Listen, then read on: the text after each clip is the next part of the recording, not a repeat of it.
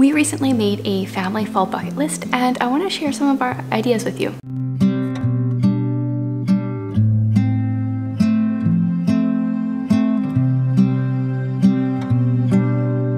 Hi guys, I'm Chantel and I blog over at Intentional Homeschooling, and recently I sat down with my kids and we made a fall bucket list. And I mean, in hindsight, we probably shouldn't have done it when my husband was working and included him as well, but we made it and I'm really excited about it because I have never been a really big seasonal person, but that's something I've wanted to change in the last couple of years, and I feel like I'm actually really getting into it this year. So I want to, you know, cherish each season and do the special things that come along. So I wanted to make a list so that I didn't forget anything and then winter comes and it's like, oh man, we should have done this in fall. Where we live in the Canadian prairies, winter hits pretty quickly. So for us, fall is really just like September, October. Sometimes winter already starts like the middle of October. Sometimes we get snow at the beginning of October. So we've already started checking some things off of our fall bucket list. Obviously fall can be different depending where you live. If you live somewhere warmer, it might be later in the year. But I tried to make the items on this list that I'm going to share with you ones that you could probably do no matter where you live. So let's dive in. With number one, something we already did this year is go through a corn maze. So we have a couple different corn mazes around where we live, and it's just a lot of fun. Actually, this year was my most fun ever with a corn maze because my son is at the age where he is very active, and I trust him not just to get lost in the maze. So he would run ahead and like check to see, you know, is this one a dead end? Does this one just loop around? And I mean, like, corn maze is great for, you know, exercise and all that stuff, but it saved me a lot of steps this year because he checked a lot of the little different routes for us, and we didn't have to go all the way around everywhere and, you know, feel like we were walking in circles. Something my kids really want to do this year is apple bobbing. I actually don't even know where they got the idea from, because it's not something that we've ever done or ever really seen anyone do, but it's on TV, it's on movies for fall, so we're gonna give it a try this year. I'm not sure though, what does one do with the apples after you've been apple bobbing? Like, obviously you don't want to waste them, but what do you do with these apples that people have put their mouths on?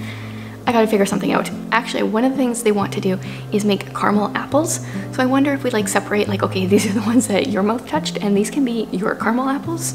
That might work.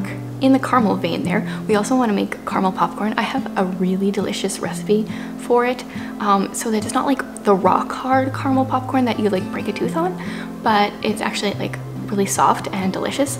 I will try to put that in the description below or in a blog post so that you can you know, borrow that recipe if you want to. Next up would be to go to an orchard or go apple picking, whatever you can find around you. We actually do have a couple of apple orchards around here, but I don't think that we're allowed to pick our own apples. I need to look into that, but at the very least I want to like walk through there if I can. To me that just like feels like fall, even though it's not something I've ever done. But once again, they do it in the movies, so obviously it's something that you're supposed to do in the fall. There might be a lot of food ideas on here between the caramel apples and the caramel popcorn, but I'm also going to say cider. Now, you could do like the traditional like apple cider type thing, but I got a recipe from a friend a few years ago, quite a few years ago actually, and it's like a citrus cider, so it's almost like really kind of works you, you know, towards the winter. It has like orange juice and pineapple juice and, well, apple juice as well, and the cinnamon, and so delicious, and it's so much more complex of a flavor than just apple cider. But yeah, like all the warm drinks for sure. I will also include a recipe for the cider below as well. A really fun thing for this time of year is kind of like a two-parter. One, I would say go on a hike, and two, I would say take like fall photos, like photos of the leaves as they change color, and like bonus if you can put them together, and you know, you can do it multiple times. We actually went on a hike this last weekend and I didn't think we got a lot of fall colors where we live because the seasons change so quickly. Like, it's like summer and then it's winter, it feels like. But actually we saw a lot of gorgeous autumn colors on our little hike, and it's something now that I want to make a tradition going to this particular spot. And I think I had a lot of fun with it myself, and I was, you know, taking pictures and taking video, but for me the most fun was seeing my daughter, who's almost 10. She just got enthralled by taking the photos and like the videos. She actually put it all together into a video at the end. And as a parent, as a homeschool parent, I really love seeing my kids just, you know, blossom and find things that really interest them, and that made the hike so much more enjoyable. Okay, let's go back to another food thing. One thing we wanted to do and did, unfortunately my kids weren't a huge fan of, but we made cinnamon scones. Really just anything with cinnamon. I also like make a stovetop, like simmer pot, potpourri type thing at the fall. Like obviously that one's not to eat, but anything that just like smells like cinnamon is something that I want to be involved in the fall. For the cinnamon scones, I do have a recipe I could share. It's a gluten-free one though. If you're not gluten-free, I would think that probably a regular gluten one would probably be better, but if you do want to see the gluten-free one, let me know. One that my kids suggested that they wanted to do this fall is to roast marshmallows. So we need to set up a fire in our backyard. I mean, you can do it anywhere. There have been years where, like in the winter when we wanted to make s'mores or something, we have used like our toaster oven and like roasted marshmallows in there, or even like melted them in the microwave. But we're gonna go legit and we're gonna make a fire and have roasted marshmallows. One thing we do on a fairly regular basis, but my kids wanted to make a weekly thing this year, and that is to have a family games night. Now I have said a couple times on here that I would like to do a video sharing some of our favorite family games, and I still plan on doing that. I do have a blog post. I probably have a few new ones I should add to there, but I do have a blog post with some of our favorite family games that aren't your traditional like Monopoly and Trouble and those kind of things. They're much more complex. There's a lot of co-op games. So I'll link the blog post below, and eventually I will make a video on that as well. What we played this last weekend was we played Forbidden Island. Yes, we have both Forbidden Island and Forbidden Desert, but we played Island. And the week before, I don't remember, we maybe played King Domino, or did we play the Flashpoint Fire and Rescue? Oh, we played Colt Express. So we have a lot of games. And yeah, so we're gonna do a weekly games night all through fall, and we will see how long it continues. One that we didn't put on our list, but I really like books. I mean, I have a whole YouTube channel where I share about the books that I'm reading, so like I really like books. But to me, fall and used bookstores go really well together, so I would like to sneak that in here somewhere and check that box for myself. Maybe it's not a family bucket list for us, but it's a bucket list I have for my family, so there's that one as well. And speaking of books and buying books, also you could do a few family read alouds. I pulled out a couple. This really wouldn't be a video by me if I didn't share a few books. So I picked out 3 books, 2 that we've read and 1 that I would like to read this fall. So this first one is fantasy. These are all kind of like middle grade books, but my son is just going into grade 2 this year, or just in grade 2, and he has like sat and listened to them all as well. So yeah.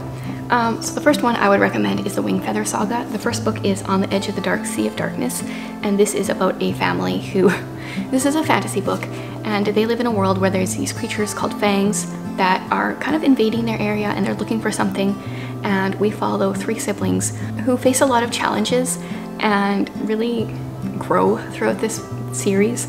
Yeah, we all really enjoyed this series. We listened to it on audio over the course of like, probably it took us like 9 months. The author has put, I think, the first 2 books up on YouTube that he has read himself. I've heard it's really good. We listened to the actual audiobooks, but if I can find the YouTube links, I'll also link those below. Then one that we listened to just a couple months ago is Book Scavenger. This one is actually book 2. I own book 2 and book 3, but not book 1, but we've read book 1.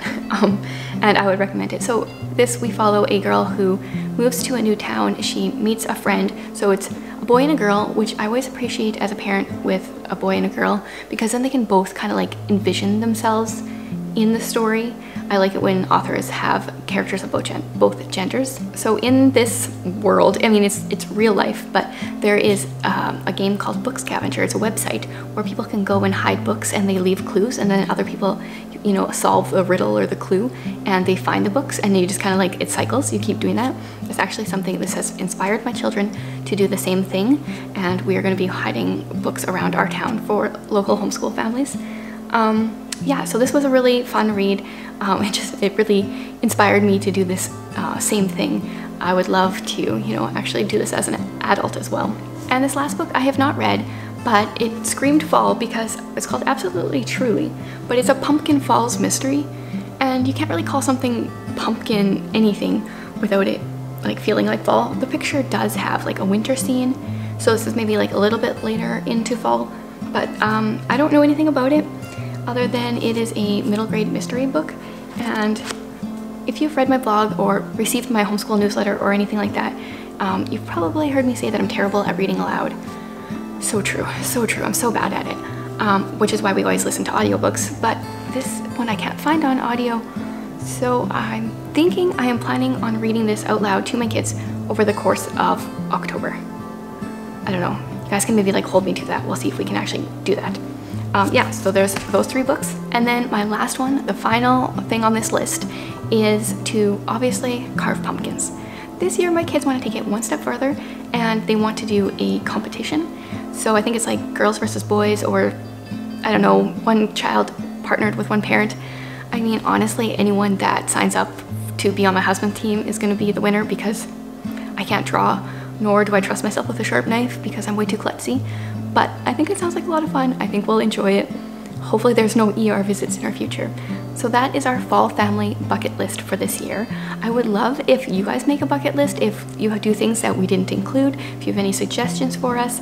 I'm really excited about this, and I want to do this seasonally from now on, and then annually, and just continue it. I think this will help kind of like cement in some of those memories that we make. Be like, oh yeah, we did that on our bucket list. And I think it will just be great for, you know, growing our family culture. Thanks for watching, guys.